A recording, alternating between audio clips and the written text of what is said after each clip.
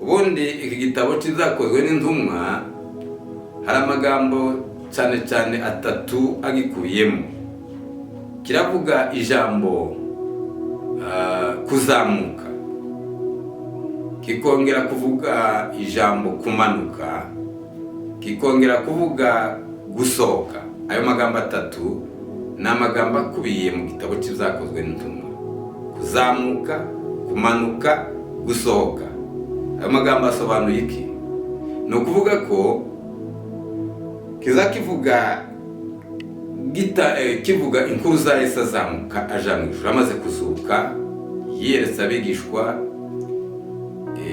ibihe 40. Hanyuma ubwo yabiyerekaga ubwa nyuma ngo akivugana nabo, ngo azamurwa ngo bakimureba, ngo bararama batumbira mu ijuru bamureba.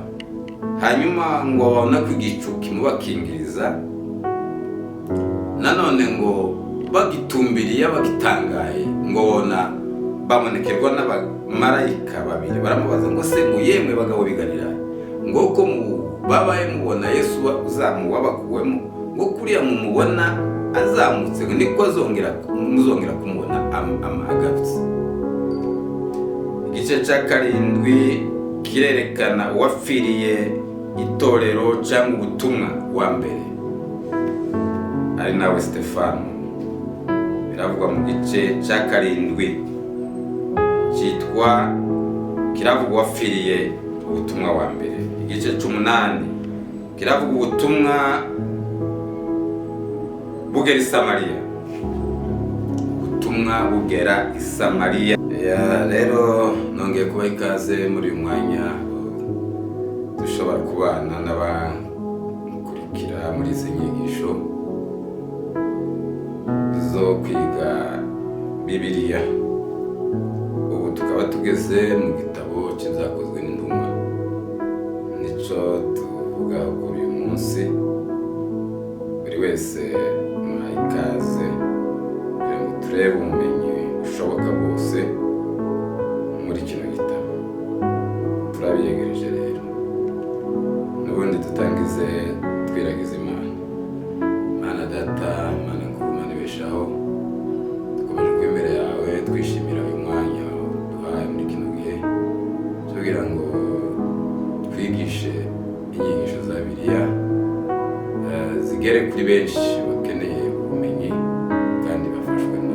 Turagukeneye kubana natwe muri uyu mwanya, mu izina rya Yesu, amen. Dutangize n'igitabo kizakozwe n'intumwa. Ubundi igitabo kizakozwe n'intumwa gifite amazina menshi. Izina ni ibyakozwe n'intumwa cyangwa imirimo y'umwuka. Ibyakozwe n'intumwa, imirimo y'umwuka.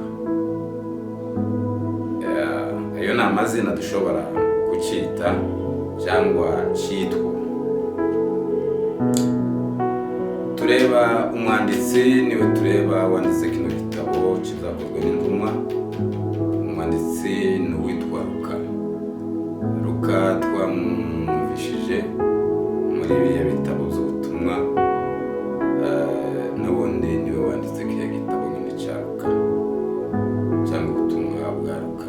Iki gitabo rero kizakozwe n'intumwa, nanone uwacanditse ni Luka, wa wundi muganga. Uwo niwe mwanditsi. Nanone yitwa muganga ukundwa, muganga mpendwa, niko yitwa uyu muganga. Luka yitwa muganga kandi ukundwa. Ubundi yitwa umufatanyabikorwa wanje, mtendakazi pamoja nami. Ubwo ni ukuvuga ko yitwa mu yandi mazina yitwa umufatanyabikorwa. Tubisoma mu gitabo mu rwandiko rwa Filemoni igice cya 2 umurongo wa 20.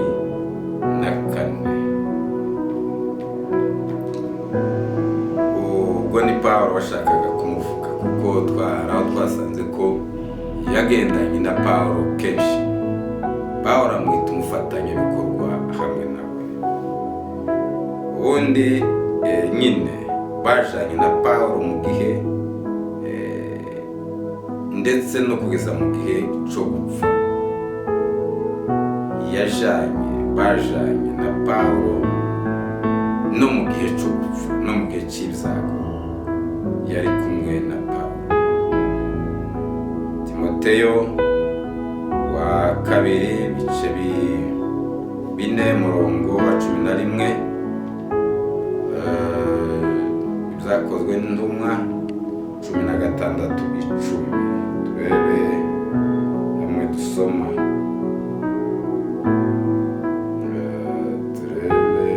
Dusoma mu byakozwe n'intumwa, nibura byakozwe n'intumwa ibice 16 umurongo wa 10. Turebe icyo atubwira umurongo wa 10.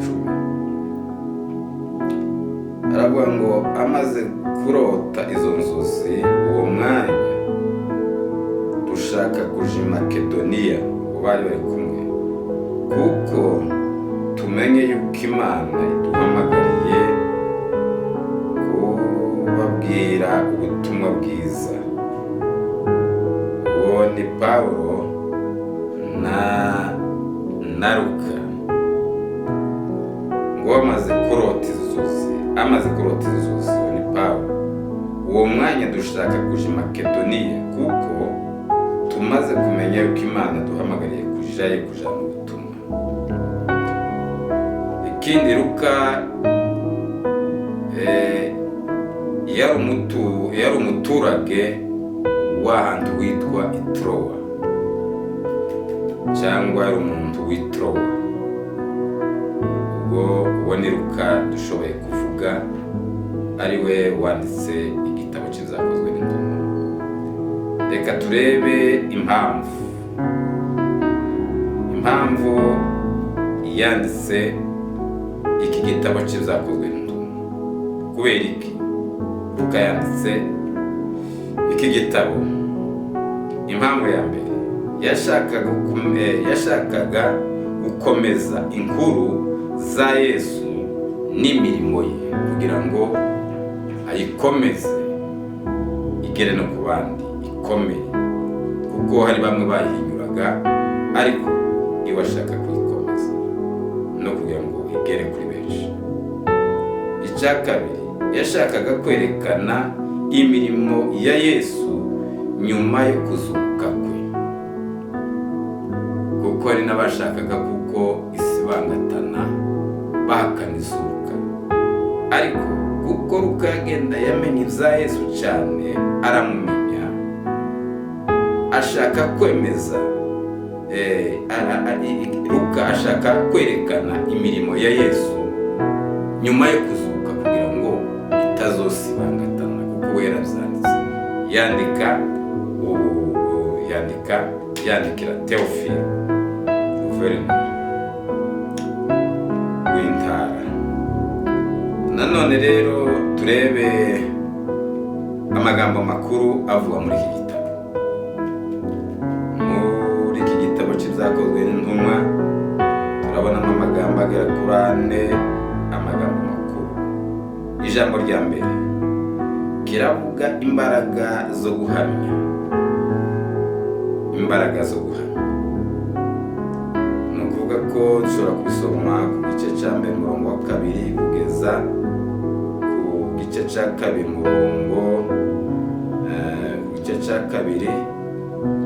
no kugeza ku gice cya 2 nyine umurongo wa 47. Bivuga imbaraga zo guhamya. Muzaba abagabo bo guhamya. Imbaraga zo guhamya. Amagambo makuru, ijambo rya 2, kubwiriza i Yerusalemu. Ubutumwa bukiri muri Yerusalemu, kuko niho bwabanjije. Urahatinda uja kuhava, ariko ariho bwabanjije. ijambo rya gatatu mu magambo makuru ni ijambo rivuga ngo kubwiriza muri Yudeya ni Samariya. Yudeya ni Samariya, ibice 8 umurongo wa 4 kugeza ku 12 n'umurongo wa 45. Avuga kubwiriza i Yudeya ni Samariya. Ayo ni amagambo makuru. Ijambo rya kane rikuru kubwiriza kugeza ku mpera y'isi, gusohoka ubutumwa bugenda bugera ku mpera y'isi. Ayo niyo magambo makuru yo muri iki gitabo. No kuva ku 13 ubutumwa butangiye gusohoka buja ku mpera y'isi, cyangwa buva Samariya buva Yudeya bugera ku mpera y'isi, bugusohoka mu banyamahanga. Guhera ku 13 kugeza kuri 28 ari nawo nazo bice iki gitabo ifite. Igitabo gifite ibice 28. Nanone reka turebe intego. Twari tubonye amagambo makuru, noneho tugiye kureba intego yo kwandika cyangwa yo kwandikwa kw'iki gitabo. Ijambo rya mbere ni gushira ku mugaragaro itangira ry'itorero nk'umwana muto. Gushira ku mugaragaro itangira ry'itorero rikimeze nk'umwana muto uregwa, ariko bishirwa ku mugaragaro. Gushira ku mugaragaro itangira ry'itorero rikimeze nk'umwana mutoya. Mwana mutoya bakeneye kurerwa, kwitabwaho, kwigishwa byinshi, agakura. Buri itorero ryaravutse, rirarerwa, rirakura. Rero niko gushira ku mugaragaro intego. Okay. Icya kabiri, gushira nanone ku mugaragaro imirimo y'ubutumwa kugeza ku mpera y'isi. Gushira ku mugaragaro imirimo y'ubutumwa kugeza ku mpera y'isi. Izo nizo ntego zibiri zo kwandika iki gitabo cy'imirimo y'umwuka, cyangwa se cy'imirimo yizakozwe n'intumwa. Turebye intego ni zibiri. Icya mbere, gushira ku mugaragaro itangira ry'itorero nk'umwana muto. Icya kabiri, gushira ku mugaragaro nanone imirimo y'ubutumwa kugeza ku mpera y'isi. Yego. Ubundi kandi dusanga itorero kugira ngo rivuke, dusanga ari yaravutse mu buryo bw'ibikorwa. Uburyo bw'ibikorwa. Inzandiko 21 birigeze za nzandiko zose twize hariya ko ari 21. Ibyo nibyo byo kurya by'itorero, nibyo byo kurya, nibyo byareze itorero, nibyo byo kurya by'itorero kugira ngo rikure. N'iziriya nzandiko zahoraga zandikirwa ariya matorero. Turebe abantu b'ingenzi cyangwa abantu bakuru muri iki gitabo kizakozwe n'intumwa. Turasangamo abantu bakuru bagera kuri 3. Uwa mbere ni Petro, uwa kabiri ni Baranaba ni wabo ariho Kipuro. Baranaba ni Kipuro iwabo wa Baranaba. Haravugwa mu kantu bakuru cyangwa mu bantu bakuru. Uwa gatatu ni Paulo ni wabo Tarso. Paulo hamwe ni wabo Tarso cyangwa ni naho yavukiye. Paulo wavukiye Tarso. Turebe ibiri muri iki gitabo.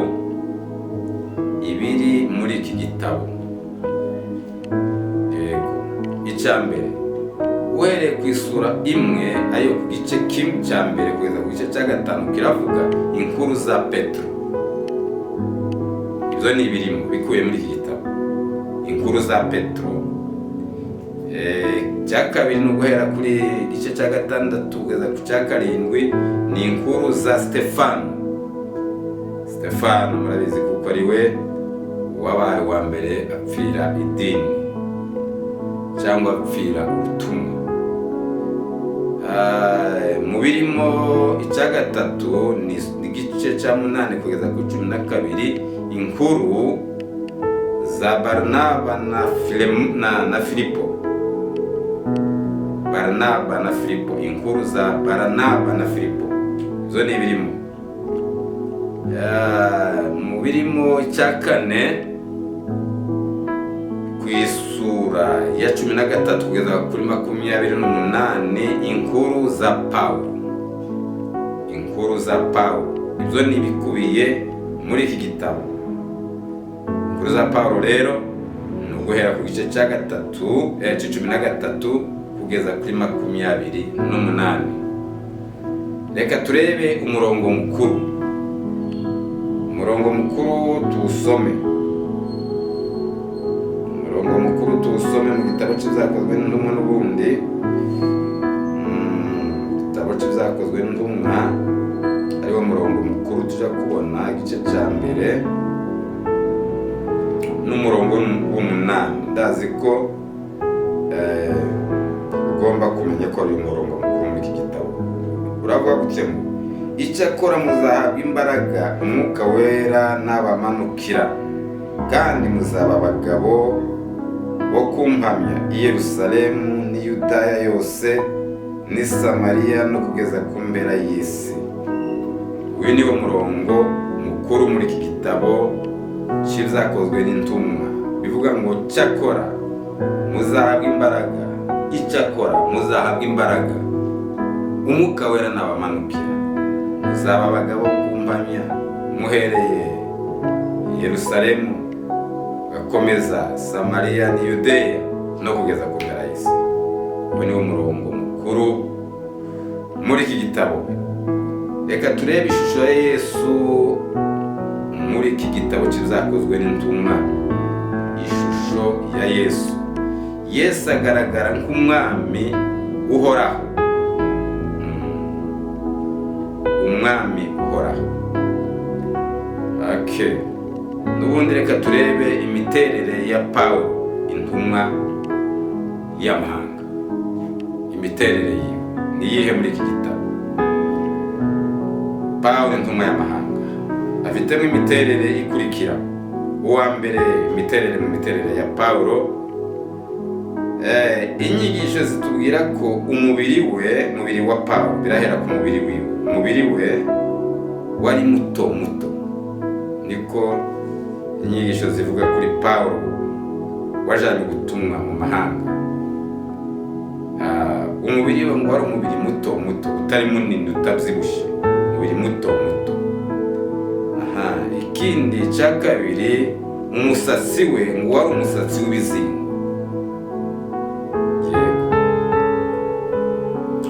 Icya gatatu mu miterere ya Paulo ngo amaguru mato y'imitego.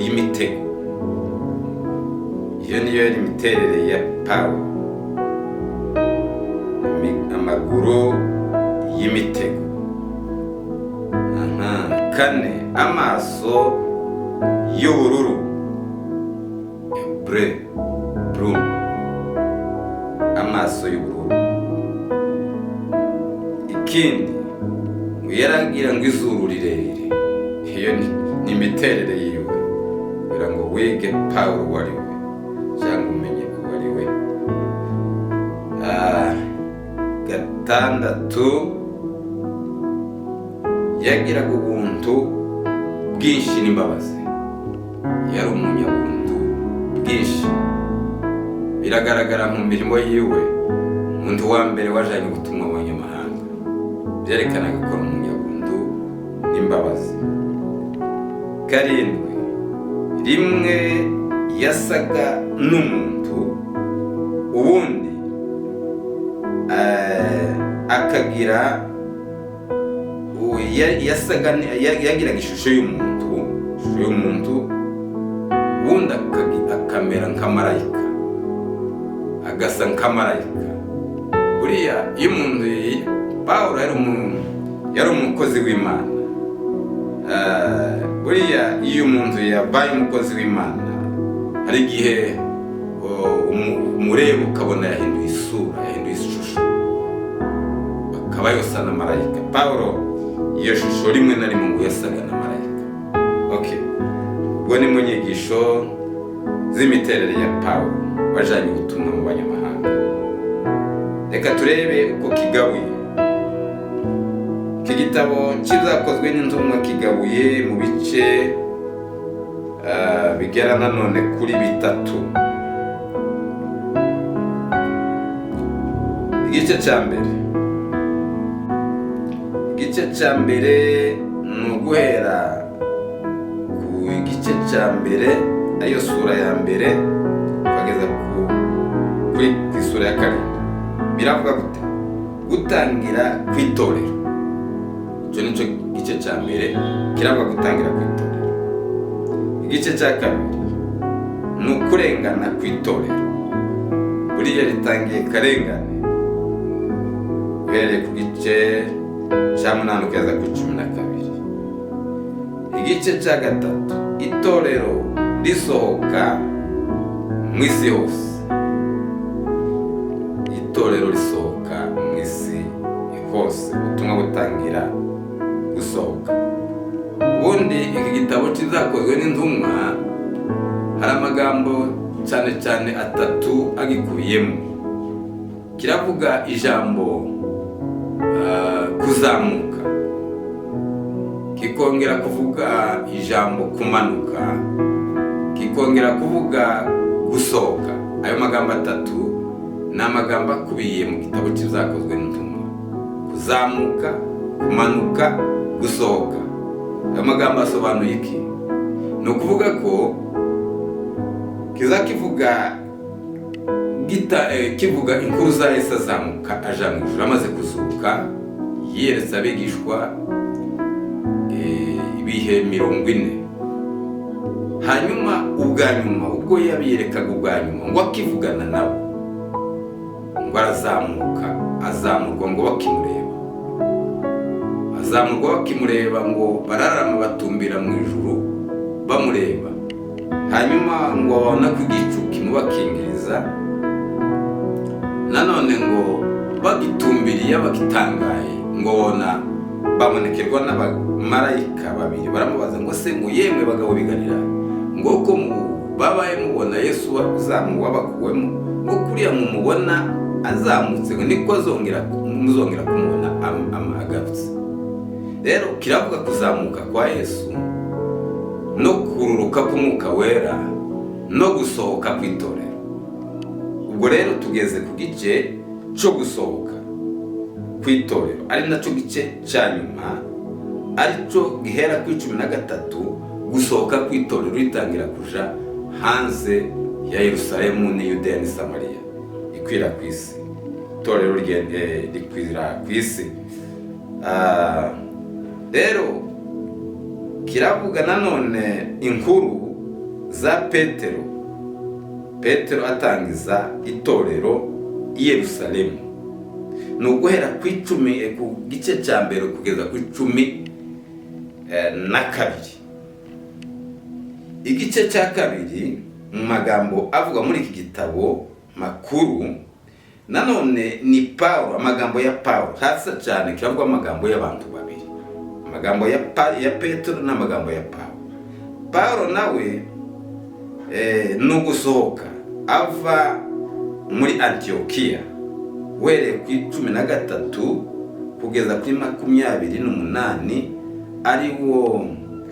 ari byo bice bigize iki gitabo. Ni amagambo ya Pawulo ava Antiokiya, kuko niho bari barahungiye. Naho muri Antiokiya niho hagaragaje izina ryo kwitwa umukristo bwa mbere. Ubundi bitwaga ngo ni abantu biriya nzira, watu wa njia ile. nanone uwandikiwe iki gitabo ni Theophile.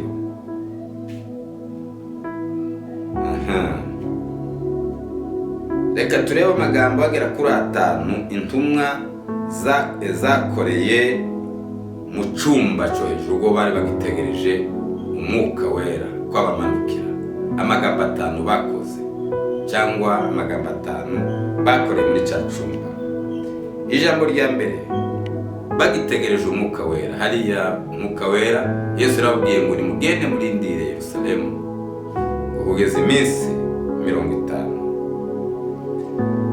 Nigera yategerezaga agashaka kuko bazogeza kuri iriya minsi y'ibisarurwa, ariyo minsi 50. Ubundi icya mbere bakoraga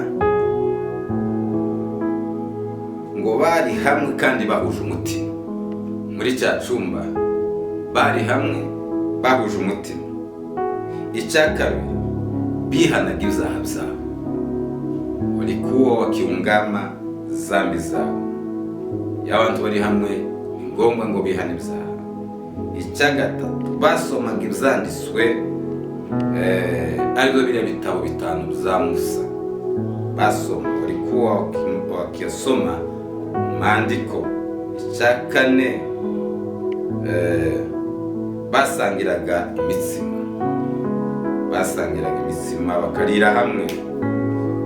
Icya gatanu, batora Matiyasi mu mwanya wa Yuda.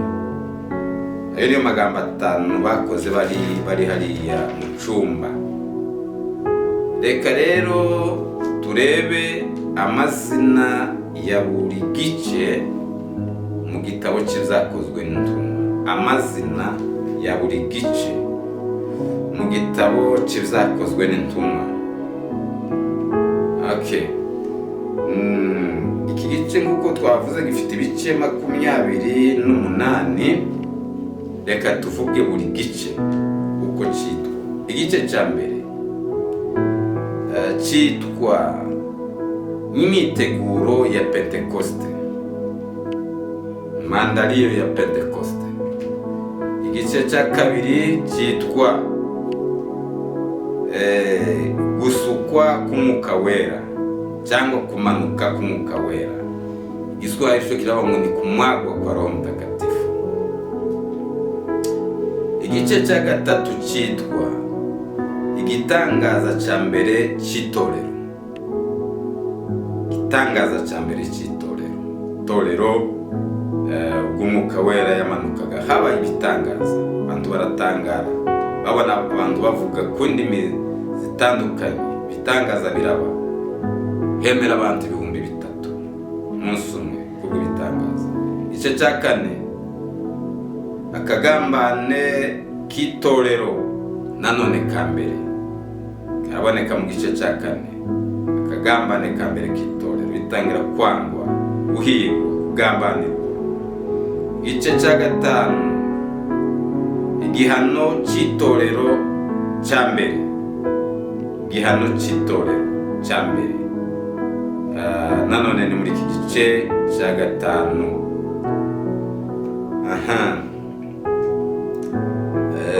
Igice cya gatandatu kiravuga ubumwe bwa mbere nanone bw'itorero. Ubumwe bw'itorero bwa mbere. Igice cya karindwi kirerekana uwapfiriye itorero cyangwa ubutumwa wa mbere, ari nawe Stefano. Biravuga mu gice cya karindwi cyitwa kiravuga uwapfiriye ubutumwa wa mbere. Igice cy'umunani kiravuga ubutumwa bugera i Samariya. Ubutumwa bugera i Samariya ni ku 8. Ku 9 biravuga guhinduka kwa Sawuli. Guhinduka kwa Sawuli ni cyagihe ari mu nzira cyangwa mu muhanda uja i Damasiko, agitekereza iby'urupfu rwa Stefano, kuko ngo yabasabiye bariho bamutera amabuye kandi ariho ruhagarariye urupfu. Hanyuma ngo mu gihe yabasabiraga ku Mana ngo Mana bababarire kuko batazi icyo bakora, ngo ayo magambo ngo mucumita ku mutima. Uwo ni Pawulo, ngo agenda yatekerezaho. Ashitse mu nzira, bagikomeje mu nzira, baja kurenganya itorero, ngo ijwi ry'Imana riramusanga, riramuhamagara ngo Sawuli, Sawuli, ndenganyirize iki. Nicyo gihe rero iki gice kiravuga guhinduka kwa Sawuli, ariwe yakiriye Sawuli yaje kwitwa Pawulo. Igice cya 10, Kaisariya buzura umwuka wera. Igice cya 11, itorero rya mbere ry'abanyamahanga. Igice cya 12, Herode arenganya itorero. Ni ukuvuga ko ibyo biri mu gice cya mbere. Ni ukuva kuri igice cya mbere, ni ukuvuga ko itorero riracyari ririya muri Yerusalemu ni Yudeya. Tugiye rero kwinjira mu gice cya 13, itorero ritangira gusohoka, ni uguhera ku 13. Igice cya 13 ni amagambo ya Pawulo cyane cyane dusanga muri ibi bice. Igice cya 13 kiravuga ngo ni urugendo rwa mbere rwa Pawulo rw'ivugabutumwa. Arasohoka asose Yerusalemu, atangiye kuvuga ubutumwa, abamisiyoneri. Igice cya 14, urugendo nanone rwa mbere rurakomeje rwa Pawulo rw'ivugabutumwa. Igice cya 15, inama ya mbere ibera i Yerusalemu. Inama ya mbere ibera i Yerusalemu. 16, urugendo rwa Pawulo rwa kabiri, ravuga mu gice cya 16.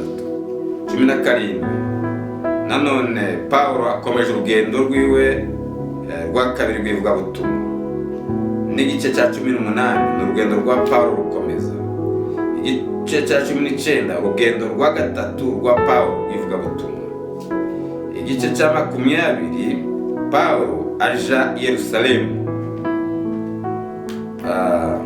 Igice cya 21, Pawulo akomeza urugendo nanone rwo kuja i Yerusalemu. Igice cya 22 ni ugufatwa kwa Pawulo. Rero nawe yatangiye guhigwa ku butumwa. Pawulo afatwa. Kuri 23, Pawulo akomeje gufatwa. Akomeje kuvuga ifatwa rya Pawulo. Bice 23. Bice 24, Pawulo yiregura imbere ya Feliki. 25, Pawulo nanone imbere ya Festo yiregura n'ubundi. Igice cya 26, Pawulo yiregura imbere ya Agripa. 27, Pawulo aja i Roma. Urugendo rw'i Roma. Pawulo aha ni mu karengane. Nanone igice cya 28, Pawulo kuja i Roma birakomeje. Urugendo rwo kuja i Roma rwo ni mu gihe ariko azira ubutumwa. Reka tuvuga aya magambo aboneka muri iki gitabo kizakozwe n'intumwa. Ijambo Kristo rivugwa muri iki gitabo kizakozwe n'intumwa inshuro zibiri. Ijambo Kristo, ubundi Kristo ibisobanura ngo nuwasizwe amavuta. Dushobora kubisoma mu gitabo kizakozwe n'intumwa, ibice 11, umurongo wa 26, n'umurongo n'ibice 26, n'umurongo wa 28. Hanyuma rero ijambo abayuda rivugwa muri kino gitabo kizakozwe n'intumwa inshuro 100. Ijambo abayuda. Reka turebe imfunguzo zitatu. Imfunguzo zitatu muri iki gitabo kizakozwe n'intumwa. urufunguzo rwa mbere. Ifunguzo rero ni ikintu gifungura ahantu hakinze ukabona kwinjira. Imfunguzo zitatu. Ijambo rya mbere cyangwa se urufunguzo rwa mbere ni ijambo ry'Imana. Ijambo ry'Imana ni urufunguzo. Iyo ukoresheje ijambo ry'Imana ni ukuvuga ko rukubera ifunguzo ryo kwinjira ahantu hakomeye. Kinjira ijambo ry'Imana. Urufunguzo rwa kabiri ni ijambo rya Kristo. Uvuga Yesu Kristo, uvuga ubutumwa abantu baba bashaka kumenya ico Yesu ninde, n'urufunguzo. Urufunguzo rwa gatatu ni umwuka wera cyangwa umwuka, ari umwuka wera. Ubundi intumwa bavuze ijambo ry'Imana bashize amanga. Iyo bavugaga ijambo ry'Imana, izo ni intumwa bavugaga bashize amanga. Yego, Petero yakoresheje ijambo hemera abantu 3,000. Urumva ko ijambo ry'Imana ni rifite imbaraga, n'urufunguzo rukomeye. Akivuga ubutumwa, agihamya Yesu, abantu bakibaza ibyabaye. Petero aravuga ngo ntimwibaze ku byabaye, ahubwo uyu ni wa wundi wabikoze, wa wundi Yesu mwabanza abwira Abayahudi cyangwa Abayuda. Avuga ijambo ry'Imana risobanura muri uko kumva ijambo ry'Imana hemera abantu 3,000 mwanya umwe. Ijambo ry'Imana ni urufunguzo rukomeye. Abantu 3,000 i Samariya. Nanone Filipo yakoresheje ijambo ry'Imana nanone i Samariya. Imana ihora ireba ijambo ryayo kugira ngo irisohoze. Turebye mu gitabo cya Isaya ibice 50, reka twasome ibice 50 ubutumwa muzi bwa Isaya ibice 50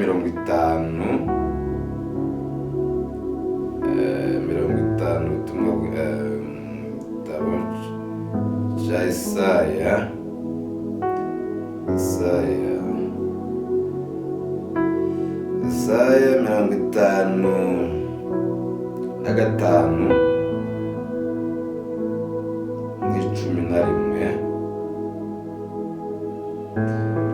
55 Isaya 55. Imana ihora ikunda, Imana ireba ijambo ryayo. Turebe 11.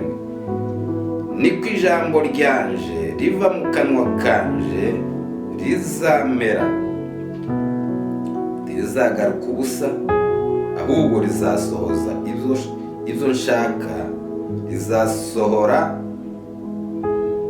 rizashobora gukora icyo naritumye. Haleluya. Ni ukuvuga ko Imana ihora ireba ijambo ryayo kugira ngo irisohoze.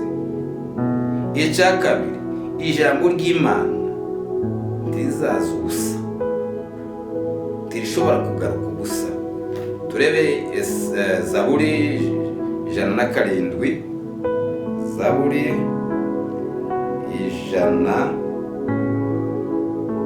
107 n'umurongo wa 20. Umurongo wa 20 Bibiliya iravuga gutya ngo akohereza ijambo rye akabakiza indwara, akabakiza kwinjira mu mva zabo. Ko ni ku ijambo ry'Imana rivuze.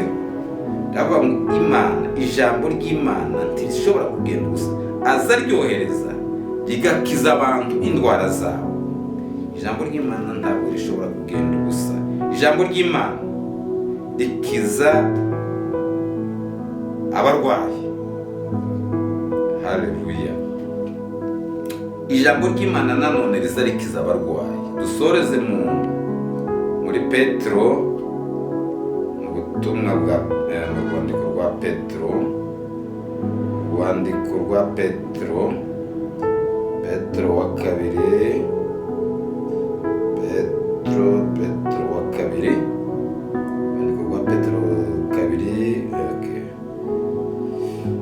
3 umurongo wa 5 haravuga gutya ngo nuko biyibagiza nkana yuko ijuru ryahozeho uhereye kera kose, n'isi yakuwe mu mazi ikazengurukwa nayo kubw'ijambo ry'Imana. Ni ukuvuga ko ijambo ry'Imana, tugeze kuri 7, iri ari byo byatumye isi ya kera irengwaho n'amazi ikarimbuka. Kuri 7, ariko ijuru n'isi bya none iryo jambo niryo nanone